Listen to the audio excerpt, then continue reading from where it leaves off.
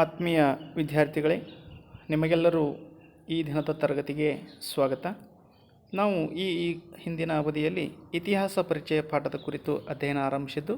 ಈಗಾಗಲೇ ನಾವು ಇತಿಹಾಸ ಎಂದರೇನು, ಇತಿಹಾಸವನ್ನು ಏಕೆ ಅಧ್ಯಯನ ಮಾಡಬೇಕು ಮತ್ತು ಇತಿಹಾಸವನ್ನು ಅಧ್ಯಯನ ಮಾಡಲಿಕ್ಕಿರುವಂತಹ ಆಧಾರಗಳ ಕುರಿತು ತಿಳಿದುಕೊಂಡಿದ್ದೇವೆ. ಇವತ್ತಿನ ದಿನ ಯುರೋಪಿಯನ್ನರು ಪರಿಚಯಿಸಿದಂಥ ಭಾರತದ ಇತಿಹಾಸ ಎಂಬ ವಿಷಯದ ಕುರಿತು ನಾವು ಅಧ್ಯಯನವನ್ನು ಮಾಡೋಣ. ಅಂದರೆ ಯುರೋಪಿಯನ್ನರು ಯಾವ ಪ್ರಕಾರ ಭಾರತದ ಇತಿಹಾಸವನ್ನು ಜಗತ್ತಿಗೆ ತಿಳಿಯಪಡಿಸಿದರು ಅನ್ನೋದರ ಕುರಿತು ನಾವೀಗ ಅಭ್ಯಾಸ ಮಾಡೋಣ. ಅಂದರೆ ಇದಕ್ಕಿಂತ ಪೂರ್ವದಲ್ಲಿ ನಮಗೆ ಇತಿಹಾಸದ ಪರಿಚಯವಿತ್ತು, ಆದರೆ ಅದು ಈ ಯುರೋಪಿಯನ್ನರು ರಚಿಸುವಂತಹ ಇತಿಹಾಸದ ಮಾದರಿಗಿಂತ ತುಂಬ ಭಿನ್ನವಾಗಿತ್ತು. ಹೇಗೆ ಅಂದರೆ, ಭಾರತದ ಇತಿಹಾಸವು ಕೇವಲ ಪುರಾಣ ಮತ್ತು ಐತಿಹ್ಯಗಳ ರೂಪದಲ್ಲಿ ನಮಗೆ ಪ್ರಾಚೀನ ಕಾಲದಿಂದಲೂ ಪರಿಚಿತವಾಗಿತ್ತು. 16ನೇ ಶತಮಾನದ ಅವಧಿಯಲ್ಲಿ ಭಾರತಕ್ಕೆ ಆಗಮಿಸಿದಂತಹ ಯುರೋಪಿಯನ್ನರು ವ್ಯಾಪಾರ ದೃಷ್ಟಿಕೋನ ಇಟ್ಟುಕೊಂಡು ಭಾರತಕ್ಕೆ ಪ್ರವೇಶವನ್ನು ಮಾಡ್ತಾರೆ. ಉದಾಹರಣೆಗಾಗಿ ಬ್ರಿಟಿಷರು, ಡಚ್ಚರು, ಫ್ರೆಂಚರು ಇತ್ಯಾದಿ. ಇವರ ಜೊತೆಯಲ್ಲಿ ಹಲವಾರು ಜೆಸ್ಯೂಟ್ ಪಾದ್ರಿಗಳು ಕೂಡ ಭಾರತಕ್ಕೆ ಬರ್ತಾರೆ. ಇವರು ಭಾರತದಲ್ಲಿ ಕ್ರೈಸ್ತ ಧರ್ಮವನ್ನು ಪ್ರಚಾರ ಮಾಡುವಂಥ ಉದ್ದೇಶವನ್ನು ಇಟ್ಟುಕೊಂಡು ಬಂದಿರ್ತಾರೆ. ಆ ಧರ್ಮ ಪ್ರಚಾರಕ್ಕಾಗಿ ಭಾರತೀಯರ ಜೀವನ ಕ್ರಮವನ್ನು ಅರ್ಥ ಮಾಡಿಕೊಳ್ಳಬೇಕಾದಂಥ ಅನಿವಾರ್ಯತೆ ಉಂಟಾಗ್ತದೆ. ಈ ಕಾರಣದಿಂದ ಇವರು ಭಾರತದ ಜನಜೀವನದ ಕುರಿತು ಅಧ್ಯಯನವನ್ನು ಆರಂಭಿಸ್ತಾರೆ. ಈ ಜೆಸ್ಯೂಟ್ ಪಾದ್ರಿಗಳಂದರೆ ಯಾರಪ್ಪ ಅಂದ್ರೆ, ಇಗ್ನೋಷಿಯಸ್ ಲಯೋಲನು ಜೀಸಸ್ ಅನ್ನುವಂಥ ಸಂಘವನ್ನು ಸ್ಥಾಪನೆ ಮಾಡಿರ್ತಾನೆ.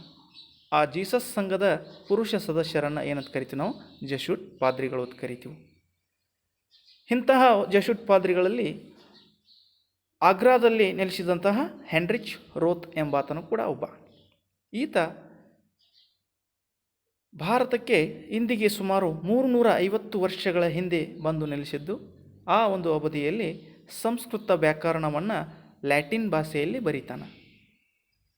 ಇದಾದ ನಂತರ 1 ಶತಮಾನ ಕಳೆದ ನಂತರ ಇನ್ನೋರ್ವ ಜೆಸ್ಯೂಟ್ ಪಾದ್ರಿಯಾದಂತಹ ಫಾದರ್ ಕಾರ್ಡಾಕ್ಸ್ ಎಂಬಾತನು ಬಂದು ಸಂಸ್ಕೃತ ಮತ್ತು ಯುರೋಪಿಯನ್ ಭಾಷೆಗಳ ನಡುವೆ ಇರುವಂತಹ ಸಂಬಂಧವೇನು, ಹೋಲಿಕೆ ಏನು ಮತ್ತು ಆ ಭಾಷೆಗಳ ಮಧ್ಯದಲ್ಲಿರುವಂತಹ ಹೋಲಿಕೆಯನ್ನು ತಿಳಿಪಡಿಸ್ತಾನೆ, ಗುರುತಿಸ್ತಾನೆ. ಈ ಹೊತ್ತಿಗೆ ಬ್ರಿಟಿಷರಿಗೆ ಏನಾಗಿರ್ತದಪ್ಪ ಅಂದ್ರೆ, ಭಾರತದಲ್ಲಿ ತಮ್ಮ ವ್ಯಾಪಾರ ಹಿತಾಸಕ್ತಿಗೋಸ್ಕರ ರಾಜಕೀಯವನ್ನು ಪ್ರವೇಶಿಸಿ ಭಾರತದ ಹಲವಾರು ಭೂಭಾಗಗಳನ್ನು ತಮ್ಮ ವಶಕ್ಕೆ ಪಡೆದುಕೊಂಡಿರ್ತಾರೆ. ಅಂಥ ಒಂದು ಪ್ರಮುಖವಾದಂಥ ಭೂಭಾಗವೇ ಬಂಗಾಳ. ಈ ಬಂಗಾಳದ ದಿವಾಣಿ ಹಕ್ಕನ್ನು ಬ್ರಿಟಿಷರು ಪಡೆದುಕೊಂಡಿರ್ತಾರೆ. ದಿವಾಣಿ ಹಕ್ಕು ಅಂದರೆ ಕಂದಾಯವನ್ನು ಸಂಗ್ರಹಣೆ ಮಾಡುವಂತಹ ಒಂದು ಹಕ್ಕು. ಈ ಒಂದು ಕಂದಾಯವನ್ನು ಸಂಗ್ರಹಿಸಬೇಕಾಗಿತ್ತಂದ್ರೆ ಇವರು ಭಾರತೀಯರೊಂದಿಗೆ ಏನಪ್ಪ ಅಂದ್ರೆ ವ್ಯವಹರಿಸಬೇಕಾದಂತಹ ಅನಿವಾರ್ಯತೆ ಉಂಟಾಗ್ತದೆ. ಆ ಒಂದು ವ್ಯವಹಾರವನ್ನು ಸರಳೀಕರಣಗೊಳಿಸುವ ಸಲುವಾಗಿ ಭಾರತದ ಇತಿಹಾಸ, ಸಂಪ್ರದಾಯ, ಆಚಾರ ವಿಚಾರ, ಇಲ್ಲಿನ ಏನು ಸಂಸ್ಕೃತಿಯ ಬಗ್ಗೆ ಏನಪ್ಪ ಅಂದ್ರೆ ತಿಳಿಲಿಕ್ಕೆ ಏನು ಮಾಡ್ತಾರೆ ಅಂದ್ರೆ ಪ್ರಯತ್ನ ಮಾಡ್ತಾರೆ. ಆ ಸಂದರ್ಭದಲ್ಲಿ ಇವರಿಗೆ ಏನಪ್ಪ ಅಂದ್ರೆ ಭಾರತದ ಇತಿಹಾಸದ ಪರಿಚಯವಾಗ್ತದೆ. ಜೊತೆಗೆ ಇಲ್ಲಿನ ಸಾಹಿತ್ಯ ಕೃತಿಗಳ ಪರಿಚಯವಾಗ್ತದೆ. ಇಲ್ಲಿನ ಕಾನೂನುಗಳ ಕುರಿತು ಕೂಡ ಮಾಹಿತಿಯನ್ನು ಪಡೆದುಕೊಳ್ತಾರೆ. ಅಂತಹ ಬ್ರಿಟಿಷ್ ಅಧಿಕಾರಿಗಳಲ್ಲಿ ಏನಪ್ಪ ಅಂದ್ರೆ ಪ್ರಮುಖವಾಗಿ ಏನಾಗ್ತದಪ್ಪ ಅಂದ್ರೆ ಭಾರತದ ಸಾಹಿತ್ಯದ ಬಗ್ಗೆ ಒಲವು ಮೂಡ್ತದೆ, ಆಕರ್ಷಿತರಾಗ್ತಾರೆ. ಅವರು ಇದರ ಪರಿಣಾಮವಾಗಿ ಭಾರತದ ಅಭಿಜಾತ ಸಾಹಿತ್ಯ ಕೃತಿಗಳನ್ನು ಅನುವಾದ ಮಾಡಲಿಕ್ಕೆ ಪ್ರಾರಂಭಿಸ್ತಾರೆ.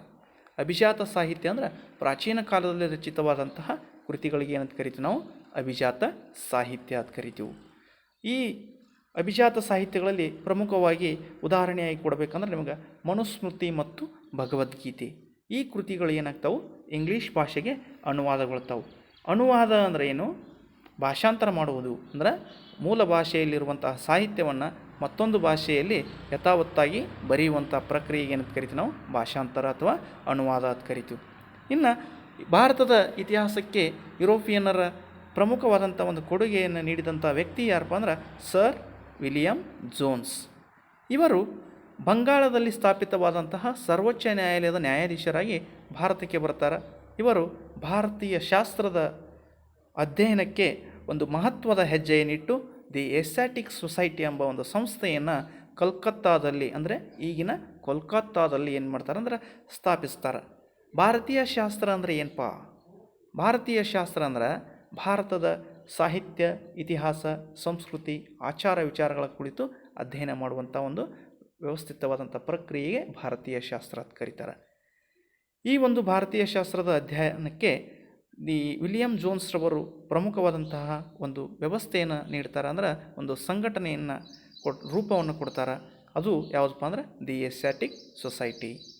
ಬಹುಭಾಷಾ ಪಂಡಿತರಾಗಿದ್ದಂತಹ ಸರ್ ವಿಲಿಯಂ ಜೋನ್ಸ್ರವರು ಗೀತ ಗೋವಿಂದ, ಮಾನವ ಧರ್ಮಶಾಸ್ತ್ರ ಮತ್ತು ಕಾಳಿದಾಸನ ಶಾಕುಂತಲ ಕೃತಿಯನ್ನು ಸಂಸ್ಕೃತದಿಂದ ಇಂಗ್ಲೀಷ್ ಭಾಷೆಗೆ ಅನುವಾದವನ್ನು ಮಾಡ್ತಾರೆ. ಬಹುಭಾಷಾ ಪಂಡಿತರಂದ್ರೆ ಒಂದಕ್ಕಿಂತ ಹೆಚ್ಚು ಭಾಷೆಗಳ ಮೇಲೆ ಹಿಡಿತವನ್ನು ಅಂದ್ರೆ ಆ ಭಾಷೆಯ ಅರಿವನ್ನು ಹೊಂದಿರುವಂತಹವ್ರಿಗೆ ಏನಂತ ಕರಿತೀವಿ ಅಂದರೆ ಬಹುಭಾಷಾ ಪಂಡಿತರು ಅಂತ ಕರಿತೀವಿ. ಅಂಥ ಒಬ್ಬ ವ್ಯಕ್ತಿಯಾದಂಥ ಸರ್ ವಿಲಿಯಂ ಜೋನ್ಸ್ರವರು ಹಲವಾರು ಕೃತಿಗಳನ್ನು ಏನು ಮಾಡ್ತಾರೋ ಇಂಗ್ಲೀಷ್ ಭಾಷೆಗೆ ಅನುವಾದವನ್ನು ಮಾಡ್ತಾರೆ.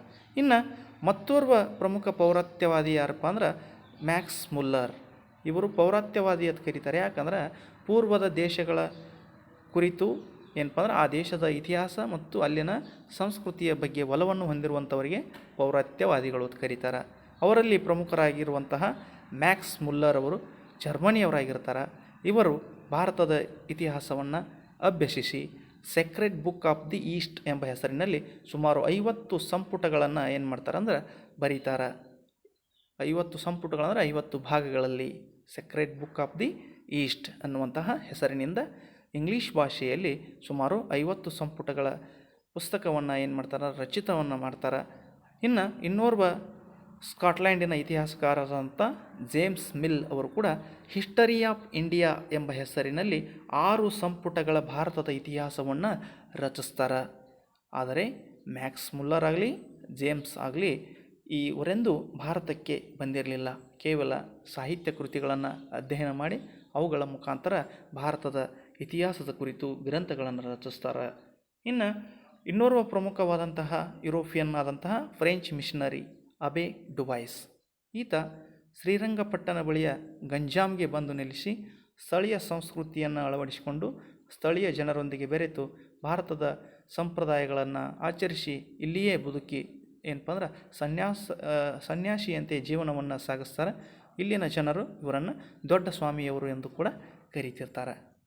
ಇವರೂ ಕೂಡ Hindu manners, customs and ceremonies ಎಂಬ ಕೃತಿಯನ್ನು ರಚಿಸಿ ಇದರ ಮೂಲಕ ಭಾರತೀಯರ ಆಚಾರ ವಿಚಾರ, ಹಬ್ಬ ಹರಿದಿನಗಳ ಕುರಿತು ಮತ್ತು ಭಾರತದಲ್ಲಿರುವಂತಹ ವರ್ಣಾಶ್ರಮ ಪದ್ಧತಿಯ ಕುರಿತು ಮಾಹಿತಿಯನ್ನು ಏನು ಮಾಡ್ತಾರೆ ಅಂದ್ರೆ ಈ ಒಂದು ಕೃತಿಯಲ್ಲಿ ಬರೆದಿಡ್ತಾರೆ. ಸುಮಾರು 24 ವರ್ಷಗಳ ಕಾಲ ಭಾರತದಲ್ಲಿ ವಾಸಿಸಿದಂಥ ಅಬೆ ಡುಬಾಯ್ಸ್ ಅವರು ಫ್ರಾನ್ಸ್ಗೆ ಹಿಂತಿರುಗುತ್ತಾರೆ. ಇವರಷ್ಟೇ ಅಲ್ಲದೆ ಇನ್ನೂ ಹಲವಾರು ವ್ಯಕ್ತಿಗಳು ಭಾರತದ ಇತಿಹಾಸದ ಕುರಿತು ಕೃತಿಗಳನ್ನು ರಚಿಸಿದ್ದಾರೆ. ಅದರಲ್ಲಿ ಪ್ರಮುಖವಾಗಿ ಬರುವಂಥವರು ಎಲ್ಫಿನ್ಸ್ಟನ್, ಕೋಲ್ಬ್ರೂಕ್, ಕನ್ನಿಂಗ್ಹ್ಯಾಮ್, ಇಲಿಯಟ್ ಮತ್ತು ಡಾಸನ್. ಇವರು ಭಾರತದ ಚರಿತ್ರೆಗೆ ವಿವಿಧ ಘಟ್ಟಗಳನ್ನು ಪರಿಚಯವನ್ನು ಮಾಡಿಕೊಡ್ತಾರೆ.